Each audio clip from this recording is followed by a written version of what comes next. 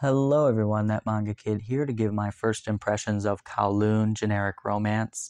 This is a yen press released by Jun Miyazuki, the same creator as After the Rain, which is one of my favorite series. So I was very excited to see that we were getting another series by this creator, and this one definitely did not disappoint so far.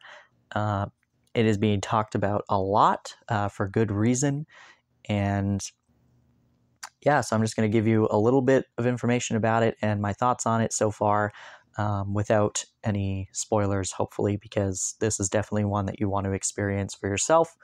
But basically, our main character is Reiko. She is a real estate agent in the city of Kowloon, which is clearly like Chinese influenced, if not, like they mention Hong Kong a lot.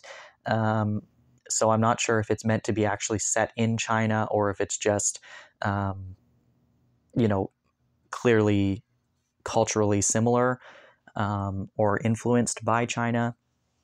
But basically, they live in Kowloon, which is a closed-in city that seems to be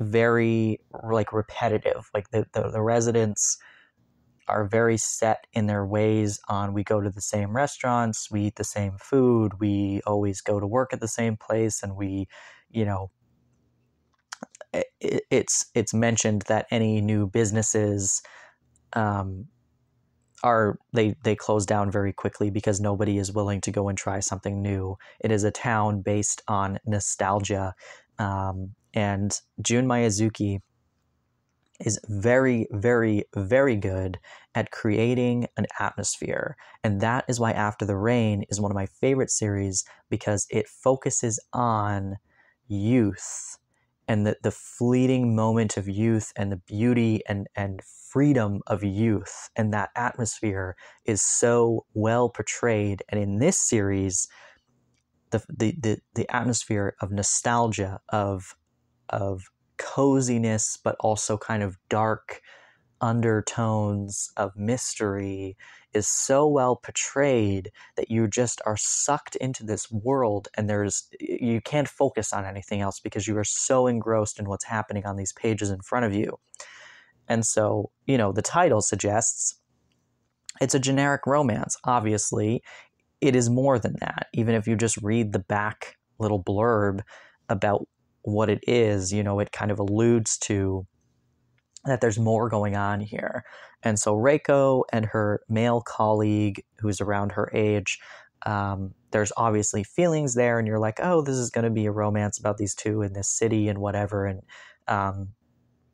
there's just more to this story than meets the eye. And I think that for me personally, I really loved Volume 1. I've heard quite a few people say it was boring, and that finally, in the last couple pages, when this like bomb drops, and you kind of are like, "Wait, what?" That's when it gets interesting. But to me, like this setting up of this atmosphere is so fascinating. I was really compelled by this city and by these characters, and the way that they were speaking and how they were speaking about the city and their lives. And I just was like, something is really powerful here. And it just kind of sprinkles in these weird little oddities that you're like, that seems a little abnormal. But then it goes back to, well, we're just eating food together. And you're like, okay, maybe it is normal that this thing exists, or this thing is happening, or this person said this. And yeah.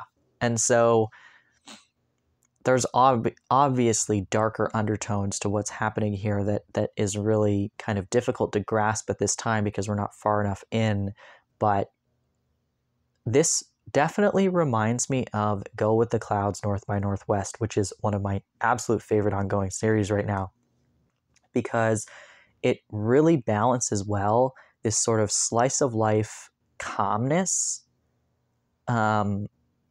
and uses the setting, in the case of that series, the setting being Iceland. In the case of this series, this kind of dystopian city, to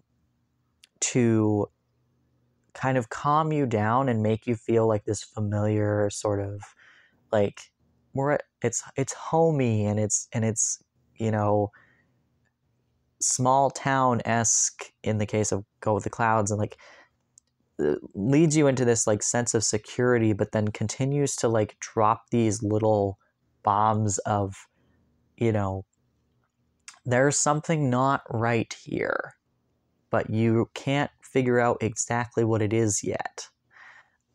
There's other things going on that sort of break this facade of calmness and just slice of life.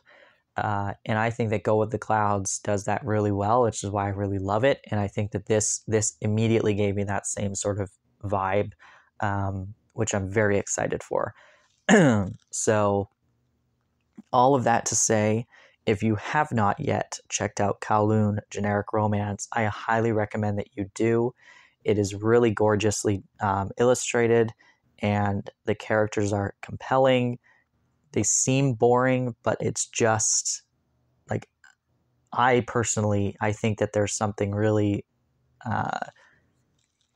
there's something special about the mundane aspects of life, and this kind of takes that and then just like adds in stuff that is so not normal, and just kind of turns this whole calmness on its head. So definitely recommend reading this if you haven't already. I'm excited to continue, and can't really wait for the next volume, and I look forward to seeing what happens next for sure. If you've read this, I'd love to hear your thoughts so far. If you have any suggestions of other series that are kind of similar to this that you think I should check out, please, by all means, leave them down in the comments. Thanks for watching.